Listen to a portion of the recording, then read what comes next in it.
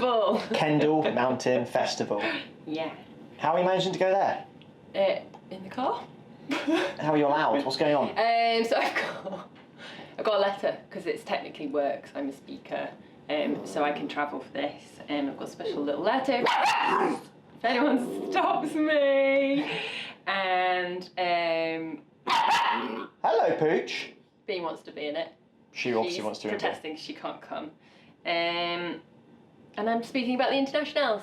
Great. At 4 o'clock, but Today. this will be too late. Will people be able to rewatch it back? I don't even know. Okay. Put the link in If down you below. buy a festival pass, there might be a sort of playback option. But if you even miss mine, there's loads of really cool stuff on there. So if you've got time to kill, like, get one of the passes. There's loads of literature talks and films and things like that. Nice. Outdoor enthusiasts. Cool. So you're going to leave me with a pup the whole day? Yeah. Which is a first. It's just going to be a traumatic day for everyone, isn't it? Yeah. I have to travel a really long way by myself, which I've not done for ages, and you've got to look after this. If anyone likes music, my sister's in a band called Pale Blue Eyes with her husband and another guy called Aubrey, and they really are amazing. And they built their own music studio in the back garden, and they recorded a song called Motionless, and it's on Spotify. It's really good, and even if you just listen to it, whether you like it or not, listens help. Algorithms help. And whatnot. They were played on BBC Radio 6 the other day, and Amazing Radio and stuff, so it's good. Yeah. It's really good. I love them, but I'm biased. But link down below. Link below. Please, yes, hit play, even if you just like walk off and don't listen. Right, so you're going to Kendal, and I'm going to look after that thing. Yeah. Oh. Yeah. All right, have a nice day. Thank you. So, what's that means? That's a tune that Jess's sisters made. Really good. Go and check it out. Link down below. They've made a really good music video as well. Like, themselves. Just made it at home.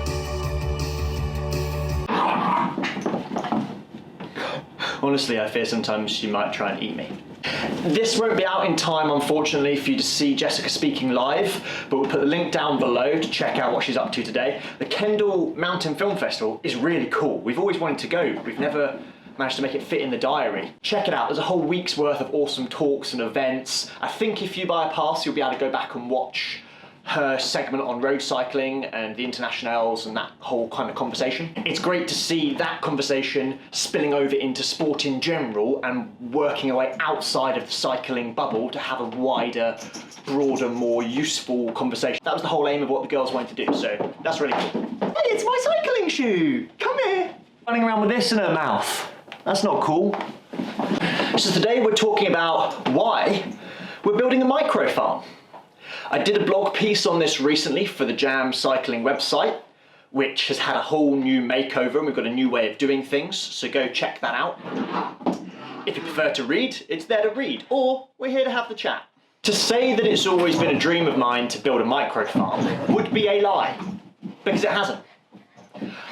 My grandparents did a bit of farming. I've always wanted to keep chickens, but it's never been a real dream of mine. It's something that's evolved over time. Hey, that's my running shoe. I need some kind of storage unit way up high to keep my precious shoes. And we went to the land auction a few months ago, which I described in a recent vlog. If you haven't seen that, check it out, of that whole process and the fun of buying a bit of land at auction. When we went there, I had a vague idea of what might be possible, but I knew until I kind of got my hands dirty and started to piece things together bit by bit, those ideas were only conceptual. They needed kind of like refining and massaging. So we went there with a bit of hope. Not a dream, a bit of hope of what we might be able to achieve. Nobody starts out on a project like this with a fully formed, 100% laid out plan of exactly how every single step will go, because there are so many unknowns. Until we got the field and started digging into it, we didn't really know the makeup of the soil. We didn't know how much rock was below it. We knew it was going to be wet, we didn't know how waterlogged it was going to be. So many things to start to piece together and start to figure out. But one thing we did know is that when we upped sticks and moved from London to the Peak District National Park, one of our core visions was to keep increasing the sustainability of our brand and the way that we live. We wanted to plant trees, we wanted to work with more UK manufacturers, we wanted to encourage more people out of cars and onto bikes for their simple local journeys. We also wanted to consume local produce. One of my big gripes being in London is that everything we consumed was imported from really, really far away. We lived in the big city for a long time and we had access to kind of anything and everything. You could entirely exist off imported vegetables from Portugal and Spain all year round.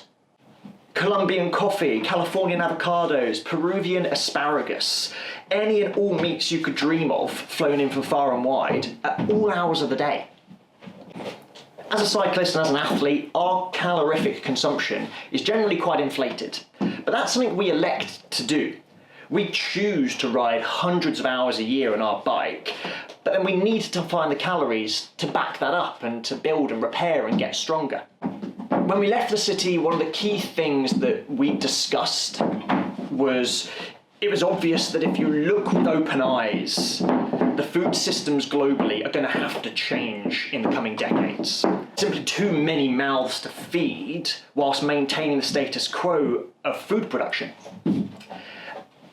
And particularly the way that we consume food with fast food all hours of the day, we don't eat seasonally. If you can think of it, you can kind of go and buy it in a supermarket at any point you want. Surely that'd have to change, and whether that be going down a vegan route or a specific diet or whatever it happens to be, something was going to have to change. She's now got my cyclocross shoe. Come here. Need to find a place for this to live. There are myriad documentaries, books, social media pages that are out there, and they will profess to show you a path to change the way that you consume food, the way you think about food. A path free from either meat or dairy or both, or whatever it happens to be. There's lots of different ways of looking at this problem. A path without oil-based plastics, without petrol in the car, without flights to our start of season training camp. There's so many things that could be being changed and probably should be being changed. But it's all so difficult to really find a place where you can make an impact. If you look on a big enough scale, every solution has a problem somewhere that needs to be fixed. Nothing is quite yet a perfect solution, and that might not exist. It might take enough of us experimenting to find different ways. But people can and should be forgiven for not knowing which way to turn. There's so much information out of there, a weight of information available. How is someone to choose the right path? Especially when most of the alternatives offered up come at a financial premium to the consumer. Most vegan and healthy pre-packaged food solutions are not a cheap way of going and sourcing food. If you are a low-income family or you're on a tight month budget because of coronavirus, all the prices on those products are considerably higher. You'd have to work hard to find parity in pricing. It's why so many families turn to very low-priced food or the fast food options that are out there because they're exceptionally well priced. Oh! Got my cyclocross shoe again. Not forget the amount of money that is spent by lobbyists from both the anti-meat and the pro-meat side of the discussions, sending so much erroneous information into the marketplace to kind of spin a confusing web and promote whatever their lobbying clients' interests are.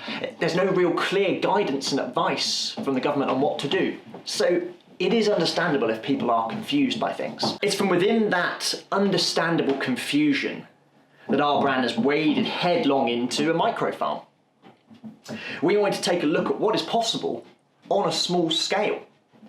Can a little parcel of land be turned into a healthy, sustainable, year-round source of calories? Limitations of that place on our diet.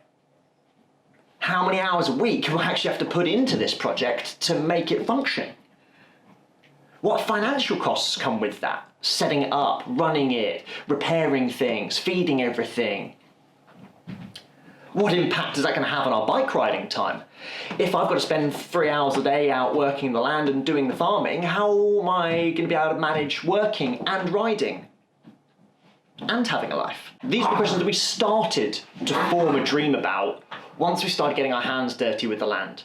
we started to think bigger picture. Can we essentially take ourselves out of the supermarkets, out of the local shops, and just produce all the stuff that we need as a household? It might not be possible. It might be a completely mad idea. We might get 6 months into it, 18 months into it, and just find most of it isn't feasible. But as I said, that's where the dream starts to come in. That's where we start to form ideas of, well, what if it is possible? What if we could grow the bulk of the food that we need on the land? What if we could get all our calories weekly to help us ride and exist from that little parcel of land? What if there are ways of doing it? Hey, we might not have started out with a dream. A dream is certainly forming. It's going to take a whole load of figuring stuff out as we go along. Our first challenge was to start to really get our hands dirty. Really figure out, how does this bit of land work? Where's the water table at? What quality is the soil? What limitations have we got? And then it was start to bring some animals in and start to fertilise things, disrupt things a little bit, start to plan out how it all could look. We're going to have to learn all of it as we go, because when we started this, we knew nothing. But I quite like that challenge.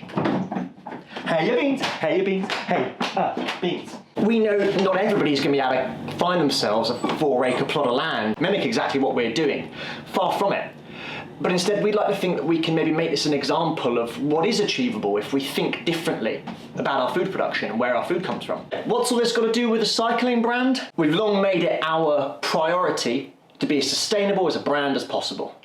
So why not try to factor in how we live our lives and where we get our food into that. Throughout this journey, we're going to document as much of it as possible, the thinking behind each phase of the project, a big look at what we're overall trying to achieve, all the failures, all the successes, all the different stages as we go through the different seasons.